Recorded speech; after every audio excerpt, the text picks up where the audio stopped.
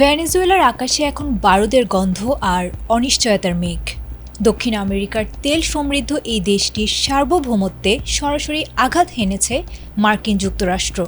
শনিবার ভোরে এক আকস্মিক ও ভয়াবহ সামরিক অভিযানে ভেনেজুয়েলার প্রেসিডেন্ট নিকোলাস মাদুরো ও তার স্ত্রী সিলিয়া ফ্লোরেসকে আক্ষরিক অর্থেই তুলে নিয়ে গেছে মার্কিন কমান্ডোরা। বর্তমানে তারা নিউ ইয়র্কের একটি আটক কেন্দ্রে বন্দী। এই অভাবনীয় ঘটনার পর বিশ্ব রাজনীতিতে শুরু হয়েছে নতুন মেরুকরণ।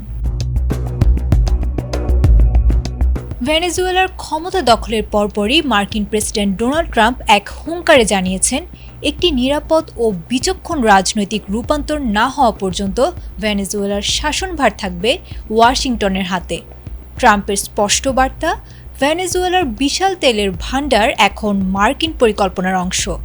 তিনি সাফ জানিয়েছেন, এই তেল সম্পদ ব্যবহার করে বিশ্ববাজারে তা বিক্রির পরিকল্পনা করছে যুক্তরাষ্ট্র।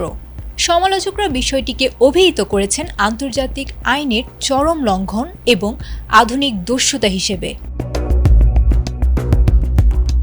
এদিকে কারাকাসের রাজপথে নেমে এসেছে মাদুরো সমর্থকদের ঢল। এই ঘটনাকে অপহরণ বলে তীব্র নিন্দা জানিয়েছেন রাজধানী কারাকাসের মেয়র কারমেন মেলান্দেজ। মার্কিন হস্তক্ষেপে ক্ষুব্ধ জনতা বিক্ষোভ চালিয়ে যাচ্ছে তাদের নেতার মুক্তির দাবিতে। তবে মার্কিন অ্যাটর্নি জেনারেল পাম বন্ডি জানিয়েছেন, মাদুরো দম্পতির বিরুদ্ধে নিউ ইয়র্কের সাউদার্ন ডিস্ট্রিক্টে মামলা দায়ের করা হয়েছে। ভেনেজুয়েলার এই রাজনৈতিক অস্থিরতার মধ্যে দৃশ্যপটে হাজির ইলন মাস্কের প্রতিষ্ঠান স্টারলিংক। দেশটিতে দীর্ঘদিন ধরে চলা ইন্টারনেট ব্ল্যাকআউট ও ধীরগতির ইতিহাসের অবসান ঘটাতে আগামী ৩রা ফেব্রুয়ারি পর্যন্ত বিনামূল্যে ব্রডব্যান্ড সেবা দেওয়ার ঘোষণা দিয়েছে তারা। মাদুরো সরকারের পতনের পর একে ভেনেজুয়েলার জনগণের জন্য মাস্কের উপহার হিসেবে দেখা হলেও বিশ্লেষকরা একে বিবেচনা করেছেন মার্কিন প্রভাব বিস্তারের একটি কৌশল হিসেবেই।